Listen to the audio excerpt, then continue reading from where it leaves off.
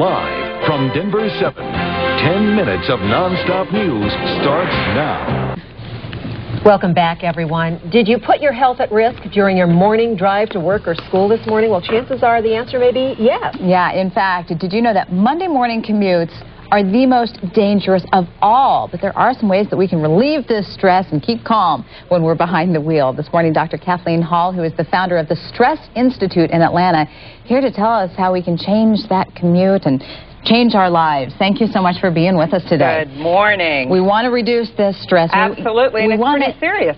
Yeah, it is. We take a lot of stress on the road with us. We're leaving home, we're leaving work. Well, not only that, we have recent studies that show a commuter actually experiences more stress than a fighter pilot in battle or riot police that are actually in training exercises. Absolutely.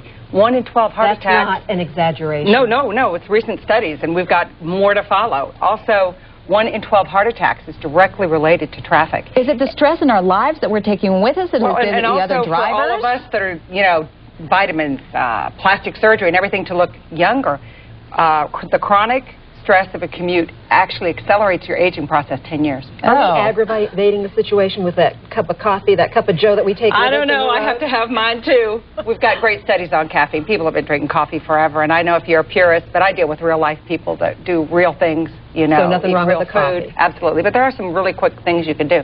Number one is you can laugh. Turn on a funny station, something that makes you laugh.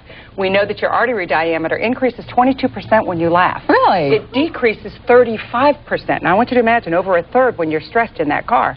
So you can see why so many heart attacks are lead to traffic. Also, something simple like singing.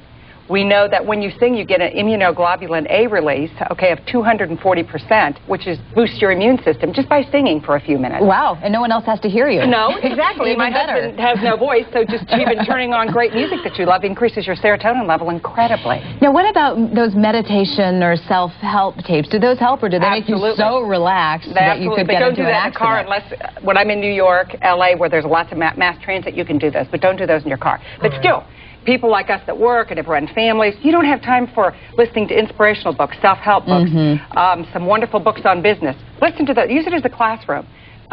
Spanish is picking up in our country. I learned Spanish in 2 years by just listening to it 30 minutes a day and picking up words. Great Use advice. that as a transformational space. Quit taking it as a torture chamber. Well, can you shed some light on this notion of Monday being the worst day for commuters? Sure it is. We need to just think about it. We get there Sunday night, our anxiety raises, and how many of us really like our job? Plus, we're going back to a situation that's controlling that we may not like, and then you add on top of that the commuter stress, and it's just alchemy for trouble. You know, I want to shift gears if we can. Absolutely. We were talking about the stress that all the people there in the New Orleans area, all along the Gulf Coast, that they are going to be dealing with. I know you're going to go and talk with some people about some solutions for them. Absolutely. Well, the problem is after it's over and you're left with this horrible destruction of your life, you're overbooked. I mean, not overbooked. You're overwhelmed totally. And so you feel helpless, hopeless. The first thing we know about stress is it comes from feeling helpless and hopeless. So the first thing you do is try to become proactive. Take a piece of paper wherever you can find one and get it out of your body and write down, I will survive. I am strong. I can be a leader in this. Get a journal and write down the date, because lots of times 3 weeks turns into a month, into 2 months, and you feel helpless, like nothing's changing.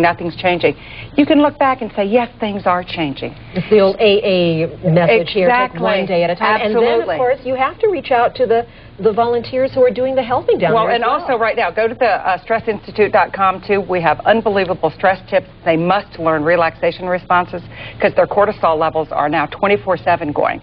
That breaks down your immune system. You have all kinds of complications. Wow, that's a big person who can do all that when they're dealing with everything they are. That's why it really takes a commitment in choosing, because it's a long-term process. Boy, I feel empowered just listening to you. Thank you for stopping by. Thank you. These are stressful times for people who cover the news as well. Thank you so much. You're so welcome. And if you would like more information on Dr. Kathleen Hall, the stress reduction in your own commute, or her new book, which is Alter Your Life, and the subtitle is Overbooked, Overworked, Overwhelmed. Yes. That's a lot of us. Familiar. It certainly does. Well, all you have to do is go to our website, thedenverchannel.com, and click on As Seen on 7 News. Thank you, Dr. Hall. Thank you. We appreciate your insights today.